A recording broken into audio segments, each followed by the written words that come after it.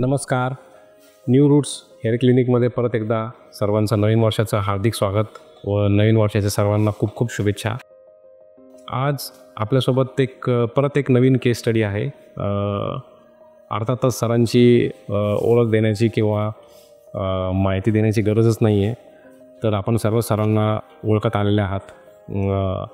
Sir एक खूप मोठे कलाकार आहेत हिंदी फिल्म्समध्ये, मराठी फिल्म्समध्ये. तर आपण आज सरांचं स्वागत करूयात. नमस्कार सर. नमस्कार. भरत जाधव सर. अर्थातच सरांची परिचयाची गरजच नाही आहे. तर 6 महिन्यापूर्वी जून महिन्यात आपण सरांचं हेअर ट्रान्सप्लांट केलं होतं. सरांचं पहिलं किती वर्ष 8-10 वर्षापूर्वी चालू झालं होतं. मग सर पॅच वापरायचे आणि सरांना वाटलं की आता काही हरकत नाही आहे. मग सुनील बर्वे सरांना घेऊन आले आणि मग भेटलो, माहिती दिली आणि जूनमध्ये 2 दिवसांची सर्जरी पार पडली. जवळजवळ 5,500-6 हजार ग्राफ्टची सर्जरी होती. तुम्हाला दिसेलच बिफोर फोटोमध्ये. तर आज प्रात्यक्षिक रिझल्ट आहे खूप दिवसानंतर. तर 6 महिने कसे गेले कळालं नाही. तर आपण सरांचं आज मत जाणून घेऊयात. आणि एकतर सुनील बर्वे, निलेश साबळे, प्रसाद खांडेकर ह्या सगळ्यांनी बरंच नाव सुचवलं होतं आणि फक्त मला योग येत नव्हता. नेमकं शूटिंग सगळ्या तारखा ॲडजस्ट करणं. मला वाटतं त्याच्या आधी 1 महिना आपण भेटलो आणि मग ही तारीख अशी, कारण तुम्ही मला म्हणाल होतं की सर्जरी झाल्यानंतर 7 दिवस तरी काही करता कामा नये. तर माझ्या नाटकांचे आता विंग वगैरे लावतो मी सैर साहेबमध्ये, ते पण शक्य नव्हतं. त्यामुळे तो गॅप मोठा शोध होता. नेमकं जून महिन्यात तो गॅप आम्हाला मस्त मिळाला आणि 2 दिवस सर्जरी झाली. माझे बरेच केस गेले होते, म्हणजे आधीच्या फोटोत पाहिलं असेल, म्हणजे त्याच्या आधी माझे गेले होते. मग बऱ्याच पिक्चरमध्ये मी पॅच लावून काम करायचो, पण एक लिमिटनंतर त्याचाही मला कंटाळा होता आणि मी पॅच लावून आता बंदच केलं होतं. आहे त्या मला राहू देत, पण ट्राय करून बघूया म्हटलं आणि आलो, भेटलो आणि 2 दिवस सर्जरी झाली. त्यातलं महत्त्वाचं, आता सर्जरी झाली हे डॉक्टरांचं काम आहे, पण डॉक्टर ॲज अ माणूस म्हणून किती महत्त्वाचं आहे ते सांगतो. मला बाजूलाच इथे रूम त्यांनी एक फ्लॅट अवेलेबल करून दिला 2 दिवसासाठी, की तुम्ही एवढं लांब येऊ नका. म्हणजे मी पार्लरला येणार होतो की नको तुम्ही इथे बाजूला थांबा, फ्लॅट आपण करतो, तिकडनं तुम्ही या. मी इतका विचार कोणी करत नाही आजकाल. ह्या डॉक्टरने तो विचार करून छान ट्रीट केला मला 2 दिवस.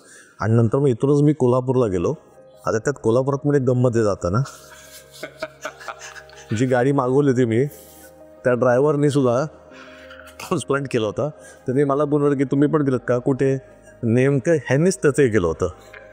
मग मी आपलं त्या पुऱ्या प्रवासात त्याला विचारत होतो की बाबा काय त्रास होतो का नंतर, किंवा परत आता मी केलं आहे मग 7 दिवस, काय नाही तुम्ही हे करा, छान होणारा एक पॉझिटिव्ह एनर्जी मिळाली मला. अजून तर तुमच्याकडं तर मिळालीच होती.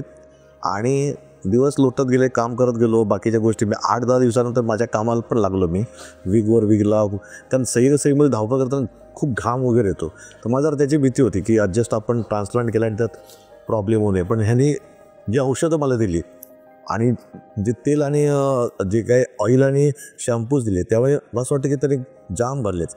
इथले तर केस सोड, इथलं केस वाढायला लागले. पण रिझल्ट मला खरंच छान आहे. पूर्वी मी वाराला एकतर घाबरायचो, पॅच असायचा. आता वाऱ्यावर मी असं हात फिरवतो, ते मला खूप एक कॉन्फिडन्स येतो ना, एक सेल्फ कॉन्फिडन्स असणं गरजेचं आहे. निदान केसांच्या बाबतीत म्हणतो मी. कामाच्या पण करतोच काम चांगलं, लोक रिस्पॉन्स देतात म्हणून आपण चांगलं अजून काय ते वेगळं करायचा प्रयत्न करतो. पण हा रिस्पॉन्स मला इतक्या लगेच झटपट येईल असं वाटलं नव्हतं. पण या 6 महिन्यात जादू केली तुम्ही आणि मला खूप बरं वाटतं. नाही, हे काय मिरॅकल वगैरे नाही आहे. हे एक सायन्स आहे. याच्यामध्ये हार्डवर्क लागतो, एक्सपिरियन्स लागतो, अनुभव तर पाहिजेच तुम्हाला. पण हेअर ट्रान्सप्लांट फक्त काढणे आणि लावणे, इथून काढणे इथं लावणे अशी काही सर्जरी नाही. याच्यात खूप सायन्स आहे, याच्यात खूप बरंचसं रिसर्च आहे. ते दिवसेंदिवस आपण अनुभवातून बदल करत आज पण जे नवीन आपल्याला माहिती मिळते, काल जे नवीन शिकलो ते आपण रोज प्रत्येक पेशंटला आपण देण्याचा प्रयत्न करतो. कारण काय की एकदाच होणारी शस्त्रक्रिया आहे आणि एकदाच ते व्यवस्थित होणार आहे. त्यात जर का चूक झाली, गडबड झाली तर फेसचं तुमच्या व्हॅल्यू खराब होतो, तुमचा फेस व्हॅल्यू राहत नाही. म्हणून त्या महत्त्वाने ते करावं लागतं. आणि मी भाग्यवान समजतो स्वतःला की न्यू रूट्समध्ये च्या मार्फत मला तुमची सर्जरी शस्त्रक्रिया करण्यासाठी मिळाली आणि आज हा रिझल्ट म्हणजे एक खूप मोठं एक मोटिवेशन आहे आज सर्वांना. खरंच म्हणजे मी अजूनही सांगेन, मला ना मी खूप घाबरून पण होतो फार आधी. कधी कधी काय होतं ना की सर्जरी झाल्यानंतर चेहरा वगैरे सुचतो. म्हणजे असं बरेच रिपोर्ट काय काय लोकांचे ऐकलं ते. कदाचित ते काय झालं तर शेवटी आमचं कसं चेहराच विकत आहे ना, चित्रपटाची शूटिंग चालू होत्या, सिरियल चालू होते मध्ये, तर कुठेतरी प्रॉब्लेम होऊ नये याचं ह्याच्यावर त्याची मला खूप भीती वाटत होती. पण तुम्ही ज्या पद्धतीने केलं ना 7व्या-8व्या दिवसातून इतका नॉर्मल छान झालं ना, कोणाला कळलं पण नाही की मी गेल्या आठवड्यात काय असं काय केलं असं एवढा मोठा प्रताप, कोणाला कळलं पण नाही आहे. छान पद्धतीने का चेहऱ्यावरती कुठे आलं नाही. कधी कधी रिफ्लेक्शन येतात त्या गोष्टींचं, रिॲक्शन येऊ शकते, पण ते कुठेही आलं नाही. इतकं छान पद्धतीने माझा ही गोष्ट यांनी सांभाळली आहे, त्याबद्दल कसं थँक्स. याचं काय आहे की आम्हाला आता कळत चाललेलं आहे, वर्षानुवर्ष पेशंटची डिमांड चेंज होत चाललेली आहे. पूर्वी फक्त 5-6 वर्षापूर्वी केस आले खूप मोठी गोष्ट होती. केस दाट आले खूप मोठी गोष्ट होती. मग नंतर हळूहळू नॅचरल कसं यावं, ओळखून नाही यायला हवं, पूर्ण कवर व्हायला पाहिजे, डेन्सिटी मिळायला पाहिजे, या सर्व गोष्टींवर महत्त्व मिळत गेलं. आता सर्वांना काय अपेक्षित आहे की आम्हाला महिनाभर घरी बसायचं नाही, आम्हाला पटकन 7व्या दिवशी कामाला जायचं आहे. कुणी शाळेत जातो, कुणी स्कूलमध्ये जातो, कुणी टीचर असतो, कुणी प्रोफेसर असतो, कुणी विद्यार्थी असतो, कुणी जॉब करतो, कलाकार मंडळी असतात, त्यांना कॅमेरा फटकन फेस करायचा असतो. तर आम्ही 2 वर्षात हेच प्रयत्न केला आहे की तुम्ही सूज तर न येऊ, साईड इफेक्ट्स न हो, पण त्याहून पलीकडं तुम्ही पटकन 7व्या दिवशी किंवा 8व्या दिवशी तुमच्या रुटीनला लागून जावं. बऱ्याच जणांचं जिम असते, सायकलिंग असते, स्विमिंग असते, म्हणजे 8व्या-10व्या दिवशी तो त्याच्या रुटीनला लागला पाहिजे. परत त्यात कुठलीही चूक न होता त्याला परत सर्जरीसाठी बोलवा, परत हे राहिलं करेक्शन करा. तर ह्या सगळ्या महत्त्वाचा वेळ फार महत्त्वाचा ते वेळसुद्धा आम्ही कमी केलेला आहे की जेणेकरून तुम्हाला पटकन त्या गोष्टींना सामोरं जाता येतं. आणि बऱ्याच जणांना आजसुद्धा शंका आहेत की साईड इफेक्ट्स होतात का, कॅन्सर होतो का, सूज खूप येते का, महिनाभर घरी थांबावं लागतं का, मग 6 महिन्यांपर्यंत कसं ते केस येतात वगैरे. तर हे सगळं नाहीसं करून हेच आपला एक उद्देश असतो की सर्वांना की या तुम्ही करू शकता. याच्यात काही असं पूर्वी जसं होतं की बाबा हेड ट्रान्सप्लांट, बापरे भीती वाटायची, दुखल का, साईड इफेक्ट्स होतील का, आहे ते होण्यापेक्षा अजून काही विचित्र होईल का, ही सर्वांना एक भीती राहतेच. तर ह्या सगळ्या गोष्टींवर मात करत हो आज हेअर ट्रान्सप्लांटला एक खूप चांगले म्हणजे दिवस आलेले आहेत. अरे झालं, छान झालं. म्हणजे थँक्स टू आणि तुमची संपूर्ण टीम.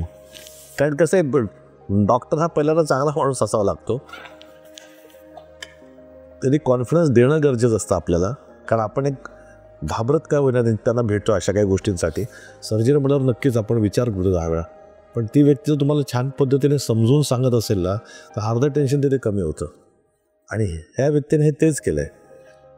नुसतं सर्जरी पुरता तिने रिलेशन ठेवले नाहीत, की ते 6 महिने सतत मध्ये फोन करून काय आहे, डेव्हलपमेंट होते का, मध्ये परत येऊन तुम्ही भेटा, ते PRP आहे ते करायचं आहे, स्वतःहून सांगणं एवढं.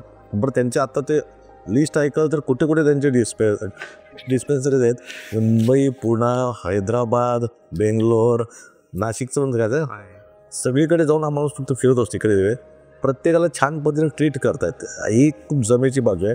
काय असतं, अर्धं आजार तिथेच, अर्धं म्हणजे जो आम्ही पूर्ण डोकं तुमच्या हातात देतो ना, तर अर्धं टेन्शन तिथे आमचं गेलेलं असतं. माणूस लक्ष देतो ना व्यवस्थित, पण ही यांची संपूर्ण टीम खूप बारकाईने छान व्यवस्थित काळजी घेऊन ह्या सगळ्या गोष्टी करतात. ह्याचे मला अप्रूव्ह वाटलं. आणि सगळे पॉझिटिव्ह होते. ते काय नाही होणार, व्यवस्थित होणार, मस्त येते, हे होते ते होते. म्हणजे आपल्याला कळते की जर असं दुखतं आहे, पण ते काय ते लगेच जाणार तसं काय नाही. तर ते दुखणं पण नका, आपण पण शकतो, हां ठीक आहे जाईल ना. तर ह्या गोष्टी म्हणजे औषध आहेतच हो, पण माणूस म्हणून तुम्ही छान ट्रीट करता, त्याचा पण हा रिझल्ट आहे. म्हणजे खरं गोळ्याने आणि ह्या गोष्टी फरक पडणारच आहे, नो डाऊट. पण ज्या पद्धतीने एखाद्या बगीच्याची पण काळजी कशी घेतो छान, की छान फुलं टवटवी येतील का, त्याला रोज पाणी मिळतं का बरोबर, त्या एखादं खत मिळतं का बरोबर, त्या सगळ्या गोष्टीनंतर तो फुलातला टवटवीतपणा आहे ना, तो म्हणजे हा रिझल्ट आहे. खरं आहे. तर हे असे सरांचे रिझल्ट्स होते आणि सरांनी आज त्यांचं मत व्यक्त केलं आहे आज त्यांनी प्रतिक्रिया पुढे येऊन सांगितली सर्वांना. ही पण एक खूप मोठी गोष्ट आहे की बरेच जण सांगत नाहीत किंवा रिव्हील करत नाहीत, पण सरांनी एकदम मोकळं होऊन सरांनी दिलं. कारण की हे सर्वांना आता एक प्रोत्साहन देणार आहे, हे सर्वांना एक मोटिवेशन देणार आहे. ज्यांना कोणाला इच्छा असते की नाही मला पण एक आयुष्यात असते सर्वांना इच्छा आहे की मला केस हवेत, तर त्यांच्यासाठी खूप मोठी ही एक सुरुवात असणार आहे. तर सरांचे खूप खूप आभार. मी आभार आहे की सरांनी आपल्याला ती प्रतिक्रिया दिली आहे. आणि काही आपल्याला अडचण असल्यास, काही डाऊट असल्यास, भेटत असल्यास आपण कॉन्टॅक्ट करू शकता, क्लिनिकला व्हिजिट करू शकता.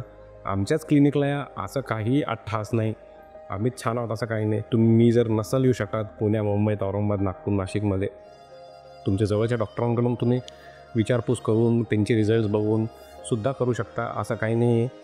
तर आम्ही हाच प्रयत्न करतो की सर्वांना एक चांगला रिझल्ट मिळावा आणि टिकून राहावं.